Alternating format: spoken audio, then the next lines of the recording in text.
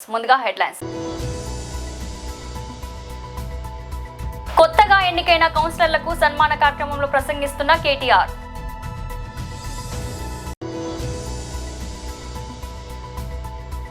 పండిత్ దీన్ దయాళ్ ఉపాధ్యాయ శిక్షణ మహా అభియాన్ రాష్ట్ర కార్యాలయం.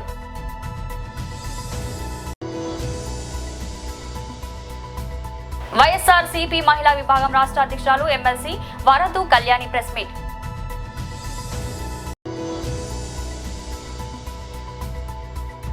World cup hero Sanju Samson కు కేరళ ప్రభుత్వం ఘన సన్మానం.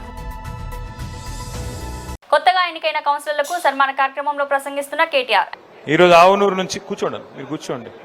వివిధ సంఘాల అధ్యక్షులు నక్కల రామరెడ్డి గారు రెడ్డి సంఘం అధ్యక్షులు, నేరెళ్ల స్వామి గారు అంబేద్కర్ యువజన సంఘం అధ్యక్షులు, పందిర్ల పెద్దెల్లయ్య గారు గౌడ సంఘం అధ్యక్షులు, కట్కం మహేష్ యాదవ్ గారు యాదవ్ సంఘం అధ్యక్షులు, మొహమ్మద్ చాంద్ బాషా గారు ముస్లిం మైనారిటీ అధ్యక్షులు, అట్లాగే కాంగ్రెస్ సీనియర్ లీడరు శనిగరప ఆగయ్య గారు కుమ్మరి సంఘం అధ్యక్షులు, డోలి ఎల్లం గారు గంగపుత్ర సంఘం అధ్యక్షులు, చిప్పలపల్లి రాజిరెడ్డి గారు రెడ్డి సంఘం రైతు మిత్ర కార్యవర్గ సభ్యులు, వారితో పాటు వివిధ సంఘాల నాయకులు అందరూ కూడా జాయిన్ అవుతా ఉన్నారు. తుర్కపల్లి నుంచి కూడా మరి అక్కడ డాక్టర్ అంకని ఎల్లం గారు, అట్లాగే గంగాడి బాలరెడ్డి గారు, ఇంకా మిగతా మిత్రులు కూడా చాలా మంది బీజేపీ కాంగ్రెస్ నుంచి చేరుతా ఉన్నారు. వారికి కూడా ఒకసారి గట్టిగా చప్పట్లతో స్వాగతం చెప్పాలని చెప్పి కోరుతా ఉన్నాను. రాష్ట్రంలో రాజకీయ పరిస్థితులు నాకంటే బాగా మీకే తెలుసు. ఎందుకంటే ప్రజల మధ్యలో రోజు తిరుగుతున్నది మీరు, ప్రజల మాటలు రోజు వింటున్నది మీరు.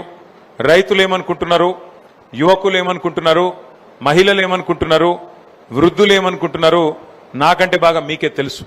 ఎందుకు అంటే ప్రతిరోజు తెల్లారు లేస్తే గ్రామాల్లో ఉండేది మీరు, తెల్లారు లేస్తే అందరితో కలివిడిగా తిరిగేది మీరు.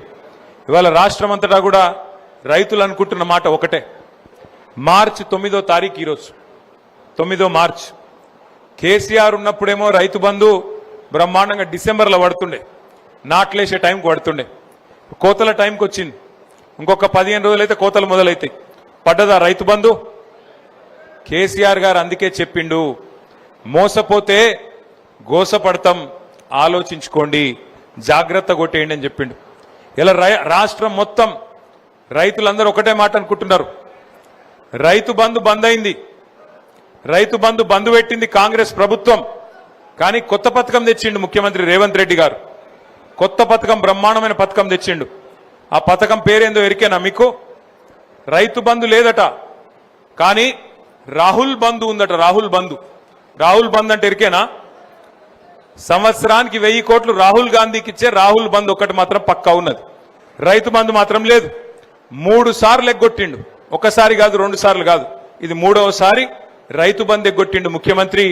రాహుల్ బంధు అనే పథకం పెట్టి ఆ రాహుల్ బంధు పథకం కింద ఆయన సీటు కాపాడుకునేందుకు గాంధీ కుటుంబానికి, రాహుల్ గాంధీకి పైసలు కమ్మి పడ్డాయట. అందుకే రాహుల్ గాంధీ గారికి సంవత్సరానికి 1000 కోట్లు ఇచ్చి పదవి కాపాడుకుంటాడట ముఖ్యమంత్రి గారు.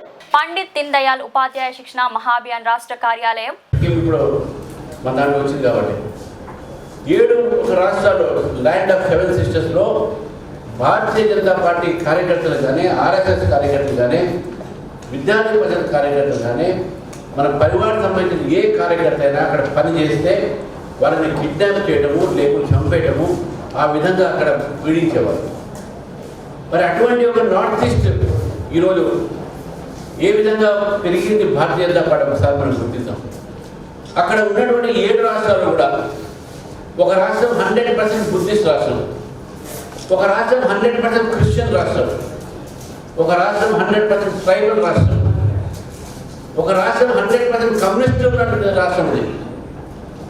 భారతీయ జనతా పార్టీకి ఎక్కడ స్థానం ఉండదని చెప్పి అనుకున్నారు. కానీ ఈరోజు భారతీయ జనతా పార్టీ ఆ 7 రాష్ట్రాలు కూడా భారతీయ జనతా పార్టీ పరిపాలిస్తుంది. అంటే గెలవలేము అనేటటువంటి ఆలోచన ఏదైనా ఉంటే ఆ 7 రాష్ట్రాలు మనకు ఒక ఎగ్జాంపుల్ కావాలి. ఆ 7 రాష్ట్రాలు మనకు కనువిప్పు కావాలి. అదేవిధంగా భారతదేశం మొత్తంలో కూడా భారతీయ జనతా పార్టీ అంటే కేవలం ఉత్తరాది పార్టీగా, కేవలం బీహార్లో, ఉత్తరప్రదేశ్ కౌ బెల్ట్ అనేది, ఈ కౌ బెల్ట్ పార్టీ అనేది మరి అటువంటి ఒక కౌపెట్ నుంచి ఈరోజు భారతీయ జనతా పార్టీ ఇటు ఈస్టర్న్, ఇటు యూపీ, ఇటు గుజరాత్, మహారాష్ట్ర, అంతేకాకుండా ఈరోజు సౌత్లో కూడా ఫస్ట్ టైం మనం పాండిచేయుడు మనం అధికారం కైవసం చేసుకున్నాం.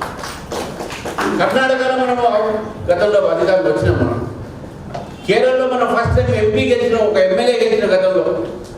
అక్కడ కూడా 32% మైనారిటీస్, అదేవిధంగా కమ్యూనిస్ట్ ప్రదేశము, ఎంతోమంది కార్యకర్తలు చంపివేశారు. అక్కడ క్లాస్లో టీచర్ చదువు చెప్తుంటే పిల్లల ముందు కూడా చదువు చెప్పారు, చంపేశారు. అక్కడ ఇంట్లో పిల్ల మొగుడుతో ఇద్దరు కలిసి ఉంటే పిల్లల ముందు, ఆ పిల్లల ముందు మొగుడు చంపేసినట్టుగా మనం కిరాతకాలు చూసినాం, కమ్యూనిస్ట్ పార్టీల కిరాతకాలు.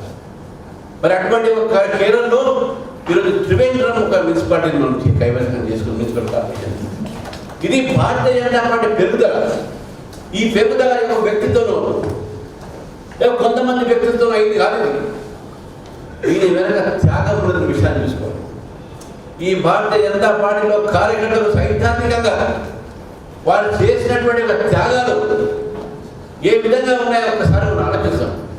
కాశ్మీర్ నుంచి కన్యాకుమారి దాకా ఏ రాష్ట్రంలో కూడా భారతీయ జనతా పార్టీ త్యాగాలు లేని అధికారంలో రాలేము. అన్నింటిలో కూడా త్యాగాలు చేసినాం. గుజరాత్లో కూడా అధికారం రాకముందు ఆ రోజు కాంగ్రెస్ పార్టీలో టాడా అనేటటువంటి చట్టాన్ని వాళ్ళు వాడింది ఎక్కువ భారతీయ జనతా పార్టీ కార్యకర్తలు. బీహార్లో కాంగ్రెస్ పార్టీ భారతీయ జనతా పార్టీ మీద రకరకాలైనటువంటి ఆంక్షలు చేశారు. వైఎస్ఆర్సీపీ మహిళా విభాగం రాష్ట్ర అధ్యక్షురాలు MLC Varadu Kalyani press meet. మహిళా దినోత్సవం అయింది. మనం చూసాం, చంద్రబాబు నాయుడు గారు భారీ సభ పెట్టి మహిళా దినోత్సవ వేడుకలు జరుపుకున్నారు. ఈ రాష్ట్ర ప్రజలందరూ కూడా మహిళా దినోత్సవం రోజైనా చంద్రబాబు నాయుడు గారు మహిళలకి మేలు చేస్తారేమో అని ఆశగా ఎదురు చూశారు. సగభాగం ఉన్న మహిళలు తమ కోసం చంద్రబాబు నాయుడు గారు మహిళా దినోత్సవం రోజైనా ఏదైనా చేస్తారేమో, ఇచ్చిన హామీలు నెరవేరుస్తారేమో అని ఎంతగా ఆశగా ఎదురు చూసిన పరిస్థితి మనం చూసాం. 5 రకాల పథకాలు ప్రారంభించేస్తాను అంటూ తన ఎల్లో మీడియాలో భారీగా కోట్లు ఖర్చు పెట్టి ప్రచారం చేసుకుంటే ఈ రాష్ట్రంలో ఉన్న మహిళలందరూ ఇచ్చిన హామీలన్నీ కూడా అమలు చేసేస్తారేమో అని ఎంతో ఆశగా నిన్న ఎదురు చూసిన పరిస్థితి మనం చూసాం. తీరా చూస్తే అక్కడికి వెళ్లేసరికి అప్పటికి ఆల్రెడీ ఉన్న పథకాలన్నిటినీ తన ఖాతాలో వేసుకోవడం జరిగింది. మనం చూస్తే చెప్పారు నిన్న మీటింగ్ లో మహిళా పారిశ్రామికవేత్తల గురించి, ఎంఎస్ఎంఈల గురించి చెప్పడం జరిగింది. ఆల్రెడీ 1,00,000 మంది మహిళలకి పారిశ్రామికవేత్తలుగా తయారు చేసేసాను, ఇంకో 5 లక్షల మందికి పారిశ్రామికవేత్తలుగా నేను తయారు చేయబోతున్నాను అని చెప్పారు.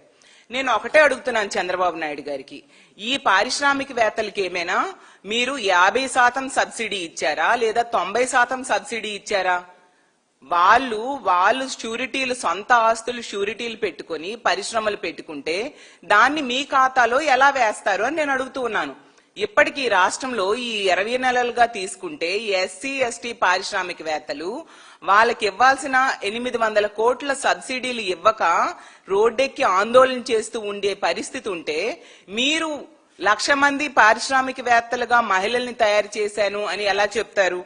అసలు ఎంఎస్ఎంఈలు కేంద్ర ప్రభుత్వం రాయితీలతో రుణాలు మంజూరు చేయడం అనేది ఇప్పుడు కొత్తగా ఇచ్చిందేం కాదు కదా, దాన్ని మీ ఖాతాలో ఎలా వేస్తారు అని నేను అడుగుతూ ఉన్నాను. అలాగే తీసుకుంటే డ్వాక్రా సంఘాల మహిళల కట ఇంటికొక పారిశ్రామికవేత్తగా చేస్తాను అని చెప్పడం జరిగింది. దాన్ని చూసి మహిళలందరూ నవ్వుకున్నారు. చంద్రబాబు నాయుడు గారు, మీరిస్తానన్న 0 వడ్డీయే ఇవ్వకుండా మీరు ఇంటికొక పారిశ్రామికవేత్తని ఎలా చేస్తారు? గతంలో 3 లక్షల వరకు 0 వడ్డీ టెన్షన్ గా వాళ్ళ అకౌంట్ లో జగనన్న వేసేవారు. ఎన్నికల టైంలో మీరు ఏం చెప్పారు? 3 లక్షలు కాదు 10 లక్షల వరకు కూడా రుణాలకి 0 వడ్డీ మేము ఇస్తామని చెప్పి నమ్మించి ఓట్లేసుకొని 20 నెలలైనా ఇప్పటి వరకు ఇవ్వకుండా 5,000 కోట్లు బకాయిలు పడ్డారు మీరు, 0 వడ్డీ బకాయిలు.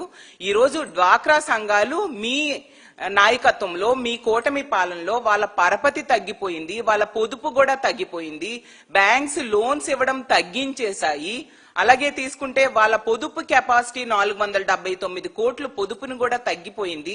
ఎందుకంటే వాళ్ళకి మీరు సపోర్ట్ గా నిలబడకపోవడం వలన, వాళ్ళకి సున్నా వడ్డీ ఇవ్వకపోవడం వలన ఇలాంటి దారుణమైన పరిస్థితులు డ్వాక్రా సంఘాలకు ఉంటే ఇంటికొక పారిశ్రామికవేత్తని ఎలా మీరు తయారు చేస్తారు అని నేను అడుగుతూ ఉన్నాను. T20 ప్రపంచ కప్ ఫైనల్లో భారత విజయంలో కీలక పాత్ర పోషించిన కేరళ స్టార్ క్రికెటర్ సంజు శాంసన్ కు ఆ రాష్ట్ర ప్రభుత్వం ఘనంగా సన్మానం చేయనుంది. ముఖ్యమంత్రి పినరయి విజయన్ నేతృత్వంలో భారీ బహిరంగ సభ ఏర్పాటు చేసి సంజును సత్కరించినట్లు ప్రకటించింది. ఈ విషయాన్ని రాష్ట్ర విద్యాశాఖ మంత్రి వి శవస్కుట్టి వెల్లడించారు. T20 ప్రపంచ కప్ ఫైనల్లో అద్భుతమైన ఇన్నింగ్స్ ఆడి జట్టుకు భారీ స్కోర్ను అందించడంలో సంజు కీలక పాత్ర పోషించడానికి కొనియాడారు. కేరళకు గర్వకారణంగా నిలిచిన సంజు విజయాన్ని ఘనంగా సెలబ్రేట్ చేయాలన్న ఉద్దేశంతో ఈ కార్యక్రమం నిర్వహిస్తున్నట్టు తెలిపారు. సంజు విజయం రాష్ట్రంలోని వేలాది మంది యువ క్రికెటర్లకు స్ఫూర్తినిస్తుందని మంత్రి పేర్కొన్నారు. వికెట్ కీపర్ బ్యాటర్ అయిన సంజు శాంసన్ తిరువనంతపురం అంతర్జాతీయ విమానాశ్రయం సమీపంలోని ఓ సాధారణ తీర ప్రాంతంలో పెరిగాడు. స్థానిక మైదానాల్లో క్రికెట్ ఆడుతూ తన కలను సాకారం చేసుకున్నాడు. అక్కడి నుంచి దేశవాళీ క్రికెటర్లో రాణించి భారత జట్టులో లక్షలాది నుంచి ప్రముఖ ఆటగాళ్లుగా ఎదిగాడు. ఇండియన్ ప్రీమియర్ లీగ్లో రాజస్థాన్ రాయల్స్ జట్టుకు కెప్టెన్ గా కూడా సంజు మంచి గుర్తింపు పొందాడు. రాజధాని నగరంలో జరగనున్న ఈ సన్మాన కార్యక్రమానికి భారీగా అభిమానులు హాజరవుతారని అధికారులు అంచనా వేస్తున్నారు. ఇది కేవలం భారత విజయోత్సవమే కాకుండా తమ రాష్ట్ర ముద్దు బిడ్డకు దక్కే గౌరవంగా కేరళ ప్రజలు భావిస్తున్నారు. కాకినాడ జిల్లా పెద్దాపురంలో గ్యాస్ సిలిండర్ ధరలు పెంచడాన్ని నిరసిస్తూ వంట గ్యాస్ సిలిండర్ పై 60,000, వాణిజ్య సిలిండర్ కు 115 కేంద్ర ప్రభుత్వాన్ని పెంచడాన్ని నిరసిస్తూ పెద్దాపురం రెవెన్యూ డివిజన్ కార్యాలయం ఎదుట సిపిఎం పెద్దాపురం మండల కమిటీ ఆధ్వర్యంలో ధర్నా నిర్వహించారు. ఈ సందర్భంగా సిపిఎం జిల్లా కమిటీ సభ్యులు నీలపాల సూరిబాబు మాట్లాడుతూ ఇరాన్, అమెరికా, ఇజ్రాయెల్ దాడి, రష్యా నుండి ఆయిల్ కొనుగోలుపై ఆంక్షల నేపథ్యంలో ఈ ధరల పెంపుదల ప్రజలపై శరాఘాతకంగా మారిందని అన్నారు. ఈ యుద్ధాన్ని ఖండించి నిలుపుదల చేయడంలో మోడీ ప్రభుత్వం విఫలమైందని, ఆ భారాన్ని నేడు ప్రజలపై నెట్టడం ఘోరమని అన్నారు.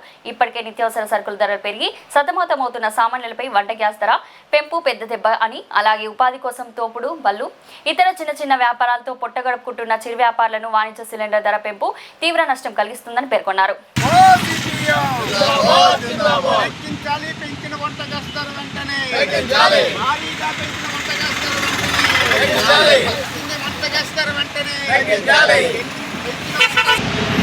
ఈరోజు కేంద్ర గవర్నమెంట్ సామాన్య ప్రజల మీద అనేక భావాలు ఎంతో భాగంగా ఈరోజు ఇజ్రాయెల్ అలాగే యుద్ధం సంబంధించి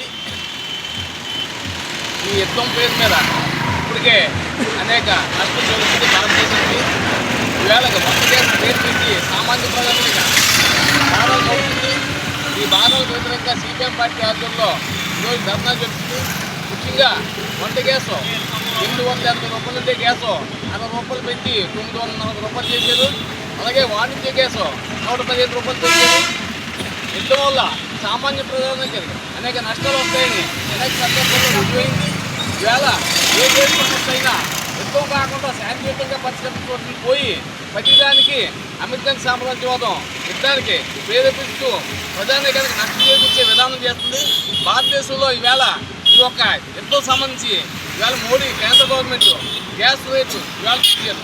తర్వాత ఆయిల్ రేటు కూడా పెంచుతారనే అనుమానం ఉన్నాయి. కావున కేంద్ర ప్రభుత్వం వెంటనే ఈ గ్యాస్ రేటు తగ్గించాలని సిపిఎం పార్టీ విజ్ఞప్తి చేస్తుంది. అలాగే గతంలో అనేక సందర్భాల్లో కేంద్ర గవర్నమెంట్ ఏదైనా రేటు పెంచితే ఆ బడ్జెట్ రాష్ట్ర గవర్నమెంట్ భరించిన సందర్భాలు కూడా ఉన్నాయి. ఈవేళ ఈ ఆంధ్రప్రదేశ్ గవర్నమెంట్కి మద్దతు ఇస్తూ గవర్నమెంట్ని నిలబెట్టడం జరిగింది.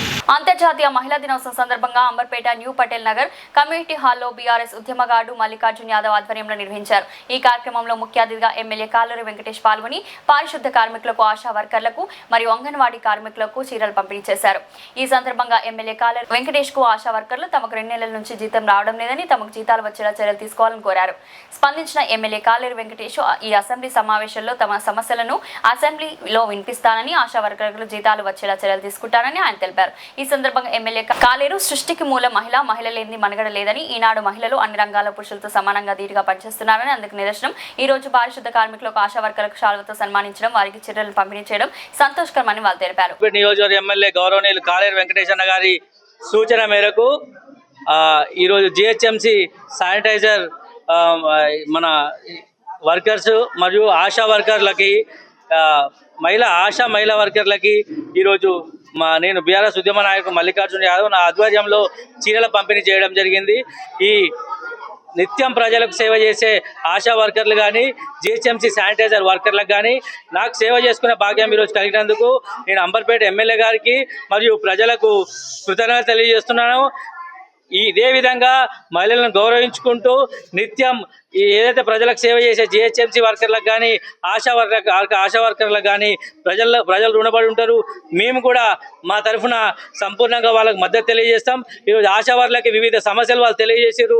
వాళ్ళకి జీతాలు తక్కువని, వాళ్ళకి ఈఎస్ఐ పిఎఫ్ లేవని, లేదంటే రిటైర్మెంట్ బెనిఫిట్స్ లేవని, ఇవన్నీ సమస్యలను కూడా మా ఎమ్మెల్యే గౌరవనీయులు కాలేరు వెంకటేష్ గారు అసెంబ్లీలో రాబోయే సమావేశాల్లో లేవనెత్తా అని చెప్పారు. దానికి వీళ్ళందరూ హర్షం వ్యక్తం చేశారు. దాంతోపాటు ఏదైతే జిహెచ్ఎంసీ మహిళా వర్కర్లకు సమస్యలు ఉన్నాయో దాన్ని కూడా సంపూర్ణంగా ప్రభుత్వం దృష్టికి తీసుకెళ్లి తీర్చే విధంగా మా ఎమ్మెల్యే కృషి చేస్తున్నారు. కాబట్టి వారికి సంపూర్ణ కృతజ్ఞత తెలియజేస్తున్నా. ఇక్కడికి సమావేశానికి ఇచ్చేసిన జిహెచ్ఎంసీ వర్కర్లకు కానీ ఆశా వర్కర్లకు కానీ పేరు పేరున పాదాభివందనం తెలియజేస్తున్నా. రామచంద్రపురం ఐసీడీఎస్ ప్రాజెక్ట్ అంగన్వాడీ సిబ్బంది ఆశాలు సిఐటియు ఆధ్వర్యంలో మంగళవారం రోడ్డెక్కారు. చలో విజయవాడ కార్యక్రమంలో తమ యూనియన్ నాయకులను అరెస్ట్ చేయడానికి వ్యతిరేకంగా నిరసన ప్రదర్శన చేశారు. పాత బస్టాండ్ నుంచి రాజగోపాల్ సెంటర్ కు వెళ్లి అక్కడ మానవహారం చేశారు. అక్కడి నుంచి తహసీల్దార్ కార్యాలయానికి వెళ్లి వినతి పత్రం అందించారు. ఈ సందర్భంగా సిఐటియు నాయకులు నూకల బలరాం మాట్లాడుతూ గత ప్రభుత్వ కాలంలో అంగన్వాడీ టీచర్లు హెల్పర్లు చేస్తున్న సమ్మె శిబిరానికి ప్రస్తుత కూటమి నాయకులు వచ్చి అంగన్వాడీల డిమాండ్లు న్యాయబద్ధమైనవని, తమ ప్రభుత్వం అధికారంలోకి వచ్చిన వెంటనే తమ సమస్యలు పరిష్కరిస్తామని హామీ ఇచ్చి నేడు మొండి చేయి చూపిస్తున్నారని ఆవేదన వ్యక్తం చేశారు. ఒకవైపు మంత్రులు ఎమ్మెల్యేలు విదేశీ పర్యటనలకు నిధుల ఖర్చు చేస్తుండగా మరోవైపు అంగన్వాడీ సిబ్బందికి న్యాయమైన వేతనం ఇవ్వడంలో వెనుకంచ వేయడం ఎంతవరకు సమంజసమని ప్రశ్నించారు. కూటమి ప్రభుత్వం వెంటనే స్పందించి అంగన్వాడీ సమస్యలను పరిష్కరించాలని, లేని పక్షంలో ఉద్యమం మరింత ఉధృతమవుతుందని హెచ్చరించారు.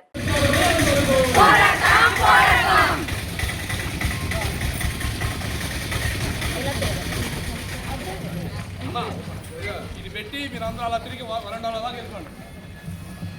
వరండాలోకి వెళ్ళిపోండి.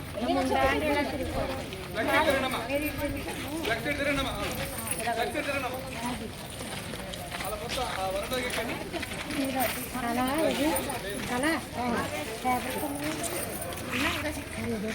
మిమ్మల్ని నిర్బంధించాడు, మిమ్మల్ని అందరినీ ఈ విధంగా రాత్రి తీసుకెళ్ళి అరెస్ట్ చేశాడు.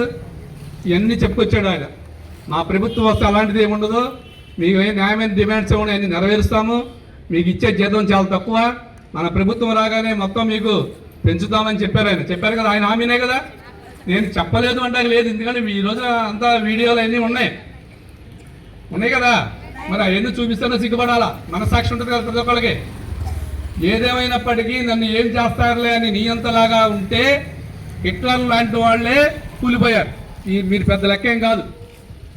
ఏదో అనుకుని వీళ్ళు ఏం చేస్తారు అనుకున్నారేమో. ఆడపిల్ల కన్నీరు పెడితే ఆ కన్నీరులో కొట్టుకుపోద్ది ప్రభుత్వం, అవునా కదా. ఇప్పటికైనా ప్రభుత్వాన్ని మనం హెచ్చరిస్తున్నాం, ఆడపిల్లల యొక్క ఉసురు కట్టుకోవద్దు. ఏదైతే నువ్వు ఆ రోజున హామీ ఇచ్చావో హామీ ప్రకారం అంగన్వాడీలందరికీ జీతాలు పెంచాలా, అదేవిధంగా సమ్మర్లో నెల రోజులు సెలవు పొడిగించాలా, అన్నీ చేయాలి. కానీ ఈరోజు ఏం చెప్తున్నారు, చలో విజయవాడ అనగానే ప్రతి ఎమ్మెల్యే ప్రతి మినిస్టర్ కూడా చెప్పిన మాట ఏంటి, మీ అందరికి అంగన్వాడీలందరికీ అవి చేసేసాం, ఈ చేసేసాం, ఇవన్నీ మేము నెరవేర్చేస్తున్నాం, మీరు చలో విజయవాడ వెళ్ళమాకండి అని చెప్తున్నారు. ఎక్కడ ఏం జరిగింది అంటే గతంలో ఉన్న భయం ఈరోజు భయం పుట్టింది వాళ్ళకి, వీళ్ళందరూ చలో విజయవాడ వెళ్తే ఏమైపోతామా అని. కానీ నిర్బంధించమన్నారు, అరెస్టులు చేయమన్నారు, అరెస్టులు చేశారు. నిన్న కడియూరు ఆల్మూరు వాళ్ళు అరెస్ట్ చేశారు, నేను వెళ్ళాను. అదేవిధంగా కొన్ని ప్లేసుల్లో అరెస్టులు జరిగినాయి. మనం ఏం చెప్తున్నాం, మేము ఉగ్రవాదులం కాదు. ఏదైతే ప్రభుత్వం కూటమి ప్రభుత్వం హామీ ఇచ్చిందో హామీ ప్రకారం మాకు వేతనాలు పెంచండి. 2019 నుంచి ఒక పైసా కూడా పెంచలేదు ఎవరు. ఏ ప్రభుత్వం పెంచాల, పాత ప్రభుత్వం పెంచాల, ఈ ప్రభుత్వం పెంచాల. కానీ ఓట్లు వేసుకోవడం, సేవ చేయించుకోవడం, మాతో 12 గంటలు పని చేయించుకుంటున్నారు. ఈరోజు నిత్యావసర ధరల రేట్లన్నీ పెరిగిపోయినాయి, ఆయిల్ రేట్లు పెరిగిపోయినాయి, కూరల రేట్లు పెరిగిపోయినాయి. ఏదో ఈరోజు టమాటా ఒకటి ఒక చౌకగా ఉంది, బియ్యం రేట్లు పెరిగిపోయినాయి. ఏదో ఫ్రీ బస్సు ఇచ్చేసామనుకున్నారు. ఫ్రీ బస్సు ఎంతమంది ఎక్కుతున్నారు, బస్సుల సంఖ్య ఎంత ఉంది, బస్సుల సంఖ్య తక్కువ ఉంది, జనం కొట్టుకుంటున్నారు. కానీ గతంలో ఏదైతే గొడవలు తీసుకొచ్చారో ఈ పొద్దున అందరూ ఆడపిల్లల మధ్య గొడవలు పెడుతున్నారు. అదేవిధంగా మేము గొంతెం కోరికలు అడిగామా, కనీస వేతనాలు ఏమని చెప్పి అడుగుతున్నాం. కామ్రేడ్స్, ఈరోజు దేశవ్యాప్త సమ్మెలో భాగంగా నిన్న అంగన్వాడీ రాష్ట్ర వ్యాప్త ధర్నాకు వెళ్తే ఈ కూటమి ప్రభుత్వం ఇచ్చిన హామీ గత ప్రభుత్వం ఇవ్వలేదు, మేము ఇప్పుడు అంగన్వాడీకి మేము ఎన్నో చేసి పెడతామని, గత ప్రభుత్వం ఇవ్వకపోయినా మేము అంగన్వాడీలకు చాలా చేస్తామని హామీలు అయితే మేనిఫెస్టోలో పెట్టడం జరిగింది. అయినప్పటికీ కూడా ఈరోజు గత ప్రభుత్వం ఏ మొండు వైఖరి వహించిందో ఈరోజు కూడా ఈ ప్రభుత్వం కూడా అలాగే మొండు చేయి చూపిస్తుంది. నిన్న 2వ తారీఖు అంగన్వాడీ రాష్ట్ర ధర్నాకు వెళ్తే దుర్మార్గంగా ఎక్కడికక్కడ అరెస్టులు చేసి ఏదో దేశద్రోహుల కింద ఏదో చేసినట్టుగా ఈ విధంగా ప్రతి చోట కూడా అంగన్వాడీలను అరెస్ట్ చేసి జైల్లో పెట్టడం జరిగింది. మేమేమన్నా దేశద్రోహులమా? మేమేమన్నా గొంతెలం కోరికలు కోరుతున్నామా?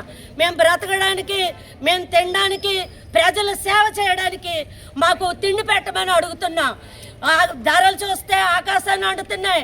మీరు 10,000, 11,000 అంగన్వాడీ టీచర్కి ఇచ్చి బతకమంటే ఎలా బ్రతుకుతారు? ఈరోజు ఏ వస్తువు కొనుక్కోవాలన్నా వందల్లో వేలల్లో ఉంటుంది.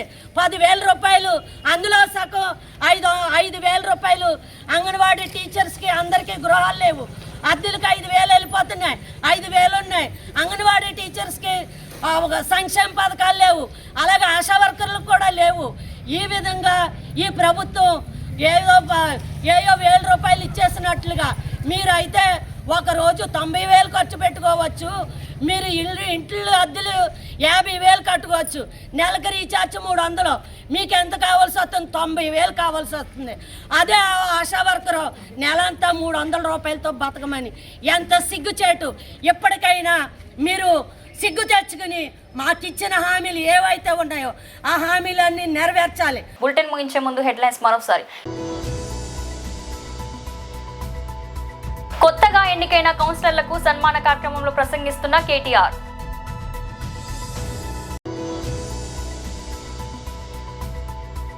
పండిత్ దీన్ దయాళ్ ఉపాధ్యాయ శిక్షణ మహా అభియాన్ రాష్ట్ర కార్యాలయం.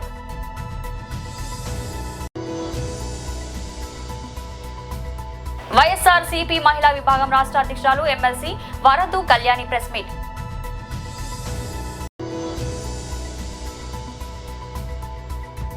World cup hero Sanju Samson కు కేరళ ప్రభుత్వం ఘన సన్మానం. ఇది ఈరోజు బులెటిన్. మరో బులెటిన్లో మళ్ళీ కలుద్దాం. అంతవరకు సెలవు.